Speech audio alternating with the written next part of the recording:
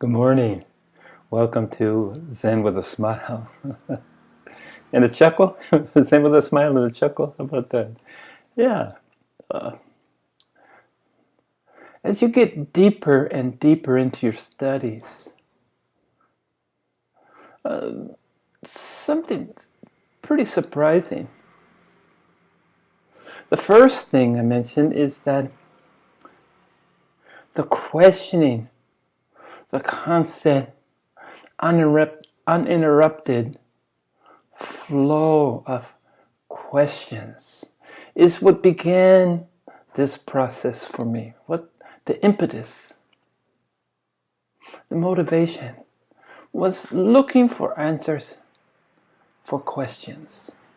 And as a very young man, in fact, as far back as I can remember, I never looked beyond or outside of myself for the answers, for any answers, at least any meaningful answers, any answers that was applicable to the task at hand, which was reuniting with the spirit that envelops us all. The fabric of life, the stuff from which we truly come, in which we sincerely hope to discover yet again. The process of being born is separation and division. After all, when you're in your mother's womb, it's united. You're surrounded in the stuff of life, water. You're breathing in water. And it's safe and warm and furnishes all the nutrition that you need, that you could ever need. So the separation begins when you come out the birth canal and you're into the cold, hard world. And I think it's when the umbilical cord is cut and tied to eventually what will become your belly button is really the final act of separation. First popping out into the lights and the noises and the sound. The sounds, the noises, light, the distraction. And then clipping that, the last vestige of connection. But it wasn't long for me to understand that there was another umbilical cord, so to speak, that never was cut. It was through the crown chakra, that it reached up and connected with the stuff of the universe.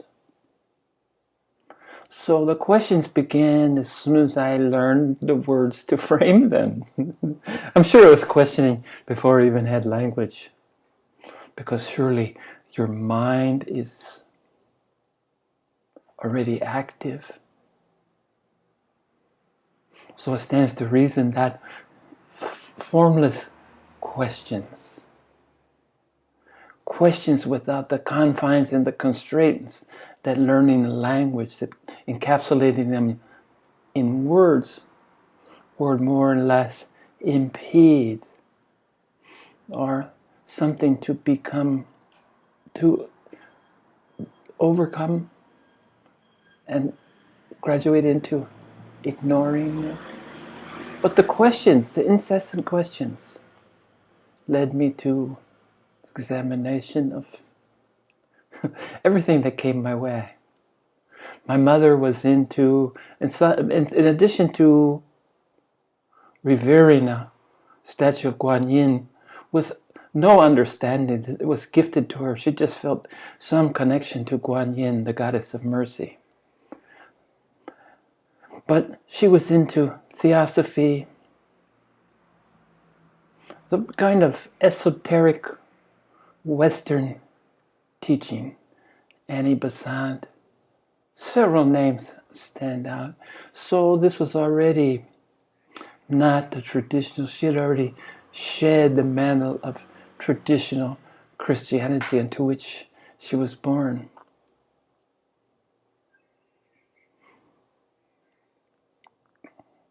So maybe I had a leg up, a head start, or maybe it was just happenstance.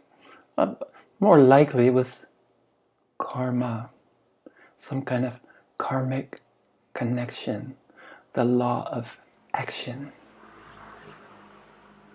the law of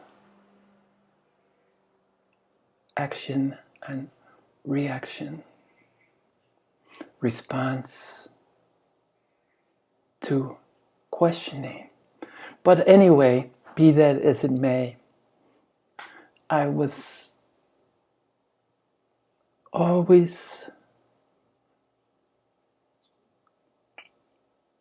full of doubt.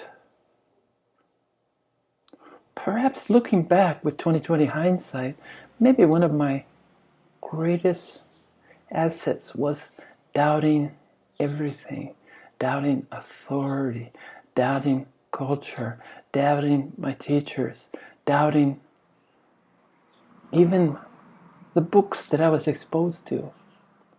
An element of doubt, not to the point of denouncing, but to the point of heavy scrutiny. I learned early to explore, to find out what worked for me.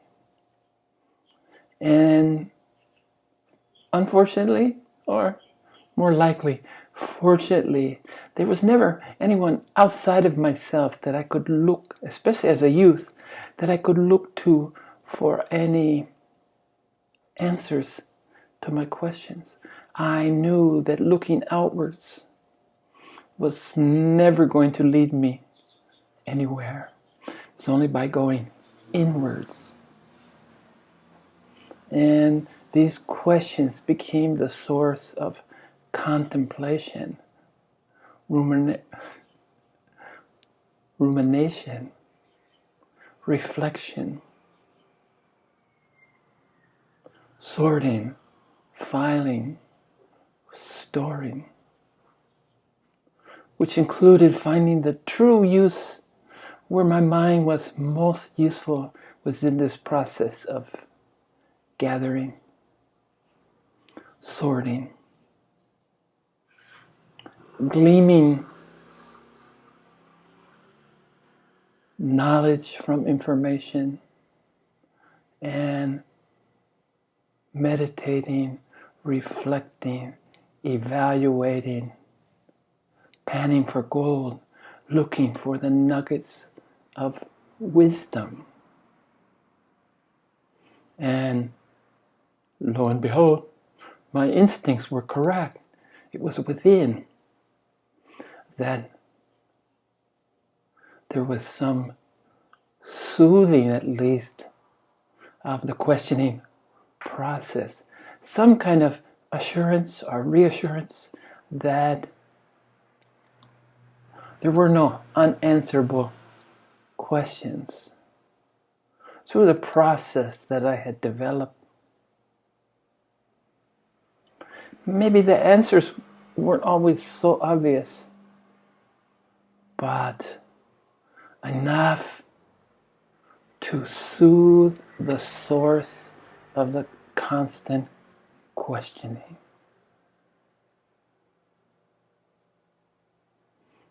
An understanding that when the time was right, when I needed to know, I would know. And until such time, I could put down the mantle, the burden of being an intense questioner. Put it down And the point was to come where I no longer had any questions. So, by the time I found my teacher at 63 years old, when I had an opportunity to ask someone in the know, ask questions, fortunately or unfortunately, questioning had vanished.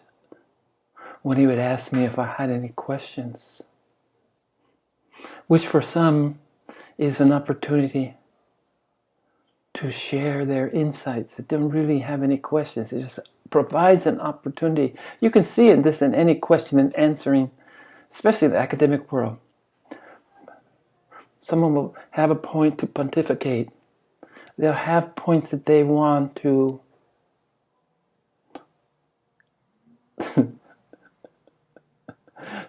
get out. And the question was just the opportunity for the platform, which they many times desperately sought. So anyway, ironically, when I had a good outside source, an outside source that I trusted to ask questions, my questions had already been exhausted. So as in this process of questioning,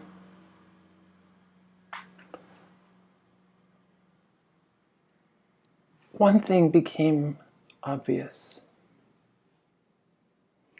that the deeper I went, the simpler things became. The deeper I went, the more ordinary I became. Embracing ordinariness, because after all, the awakening, because it's not a process that ends. You don't awake. It's a continuation of awakening.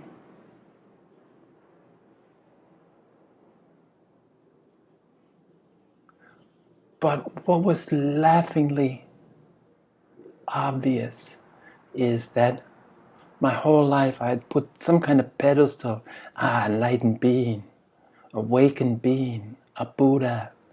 And I came to see us all as Buddhas who had just forgotten to remember. Or else in the process of remembering what was forgotten at birth. So the pedestal quickly disappeared. It's the state of what is. We're all part, we're all connected. We're all expressions of the same divine force. So how could you be special? And not only embracing ordinariness, but seeing the beauty of this acceptance.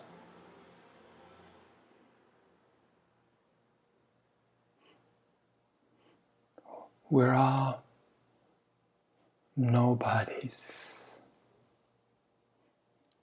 until we have no body. We're all nobodies. because we've learned to say no. No to the ego. No to the striving. No to possessions. No to power.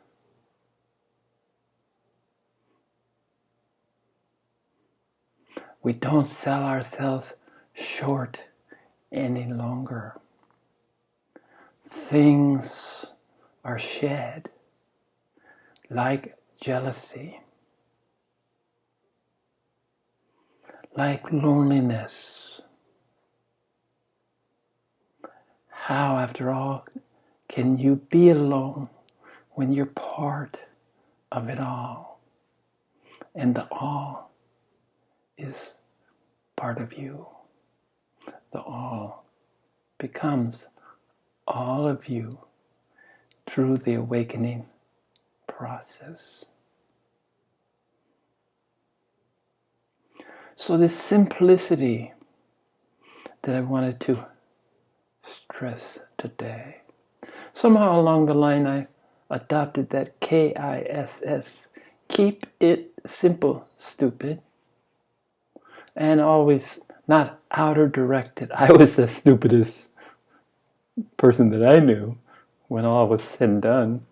Keep it simple, stupid was talking to myself. And it's through simplicity that completion comes. So not only appreciating your own ordinariness, but seeing how simple things were. Now, the awakening process, as long as we're in a body, does not eliminate all anger.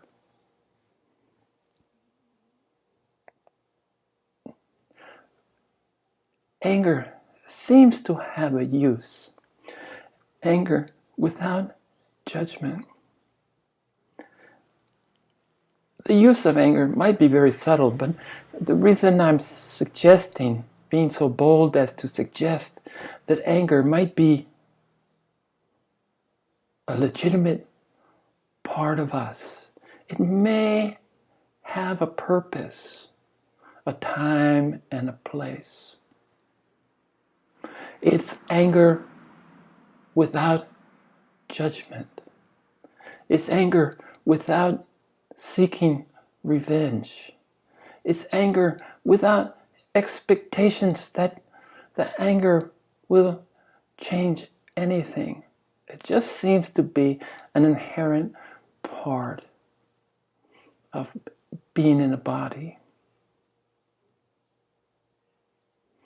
And it wasn't until I started to really delve into Taoism, I kind of began in the Hindu tradition, learned about Dhammo, learned about Milafo, through studying the lineage, the 26 patriarchs of the Hindu tradition.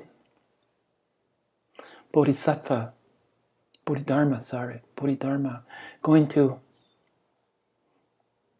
China, migrating from northeast India into China, the beginnings of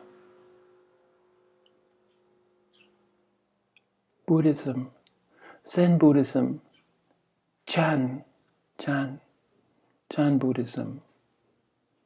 And he came into an area already rich in the teachings of the mythical teacher Lao Tzu and Taoism, the Tao Te Ching. Taoism was big.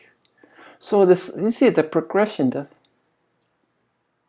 unbeknownst to me, certainly not planned, serendipity completely. I take no credit for going through Hinduism into Chan in understanding in the arena of Chan Zen Buddhism, the background was Taoism. And I had always been fascinated about the Tao Te Ching, and I still use it.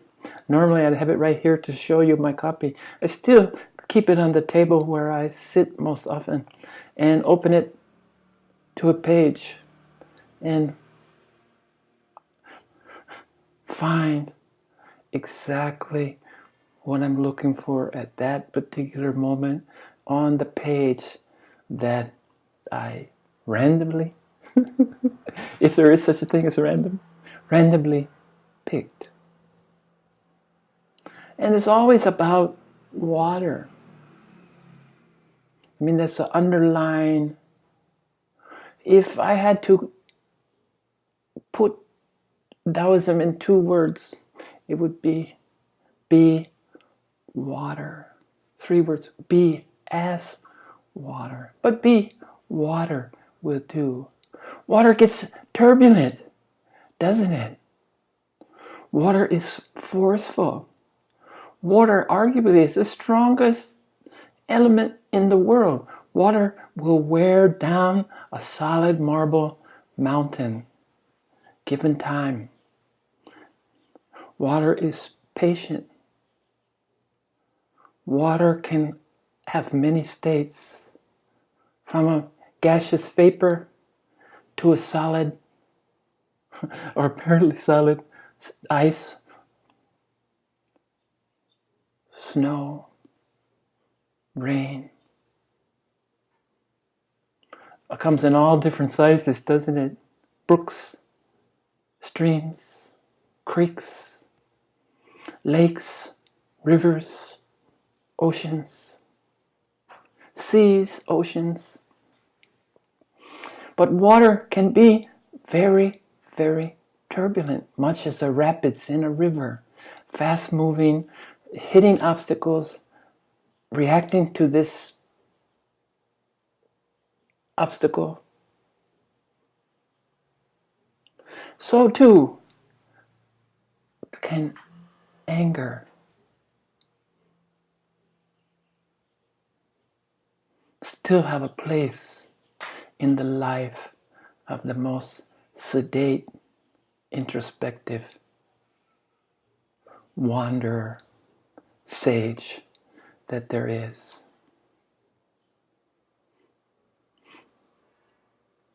In Christianity, this is evident about Jesus. I love the moneylenders going in, and he's just outraged, and he's just throwing this moneylenders and the money exchangers, and just throwing, because they're in a temple. They're consecrated holy ground, at least in somebody's tradition. Yet, they're preying on people's needs and desires, and all the baser, lesser things in human experience, while sequestered in temples. So the idea of turning the other cheek is one part, but the idea of righteous anger. But the trick is without attachment. You're not the anger. The anger comes through you. Hopefully, it seldom happens, but it's part. And so the conundrum for me has been to what the question. People say, "Oh, you're a saint. You're a Buddha.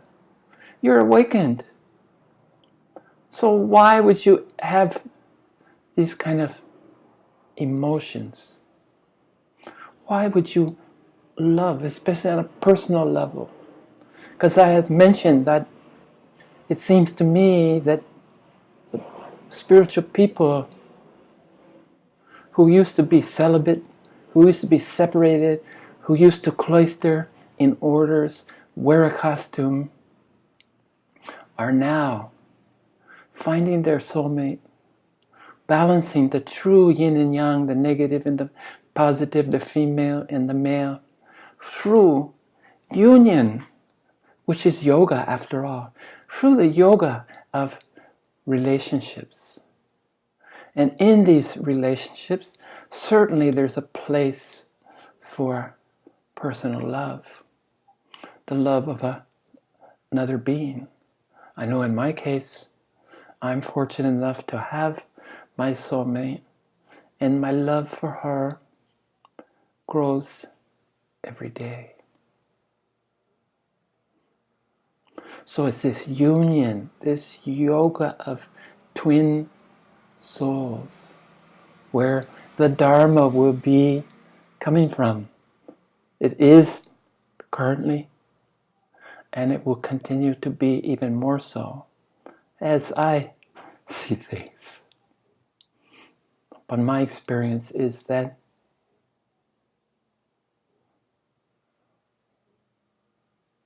this union, this communion, this sharing, this connection with another human being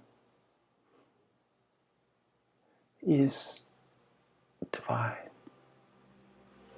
It's part of the program. It's not something to be ignored, escaped, looked down upon. But within this, okay, why? Buddha left his wife and children behind. But I think this story is more allegorical than probably factual. Women and children at that time encapsulated the obligation on a human level. We were responsible for our family.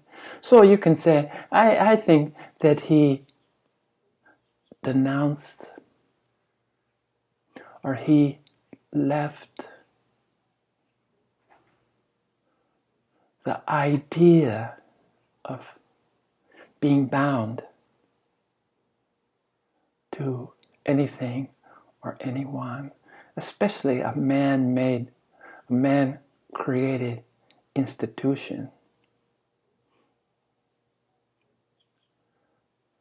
But I also firmly believe that the Buddha was certainly capable of personal love. Maybe he had this connection with one or two or more of his closest disciples.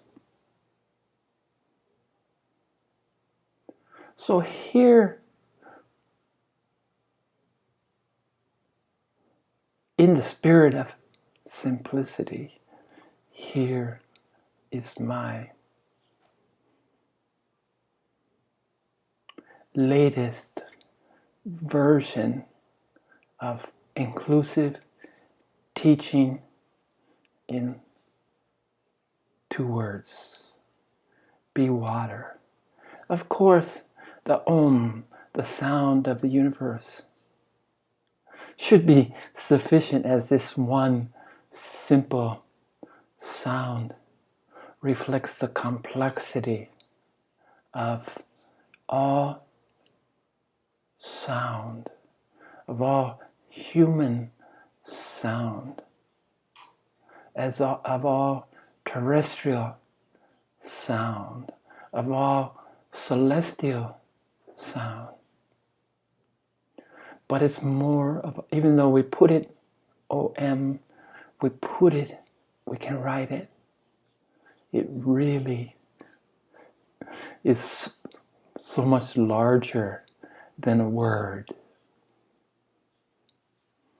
But be water. Water is what it is at the moment, without judgment, without criticism, without desire, without longing for the future, decrying the past. It is. And it seems so beautiful that here's a simple practice. Be water.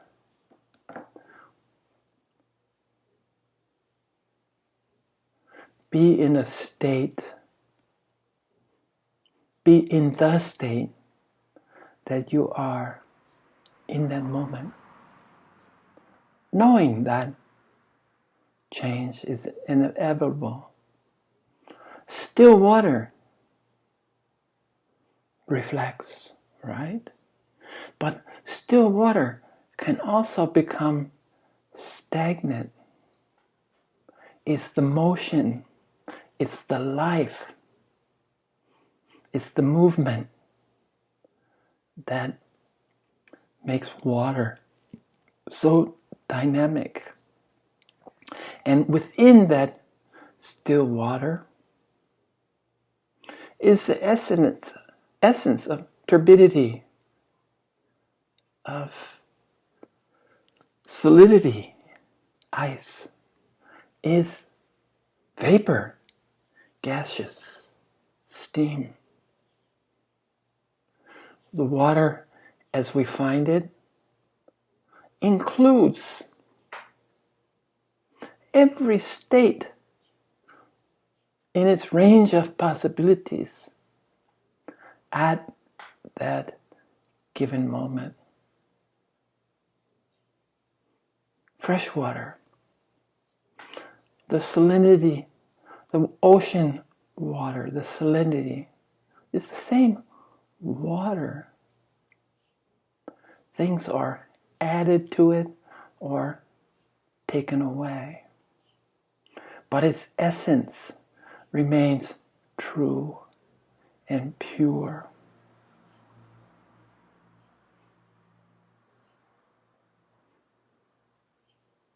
As human beings, we're at least 70% water.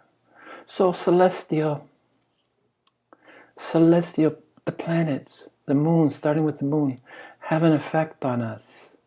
That's just as the tide rises and lowers, so too does the moon pull the water in our body. Now, the farther we go out, there's still influences. It's just more subtle, harder to detect, but it's definitely there.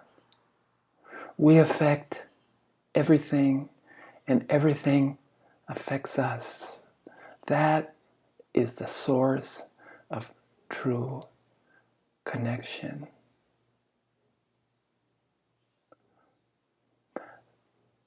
Reaching the state where you can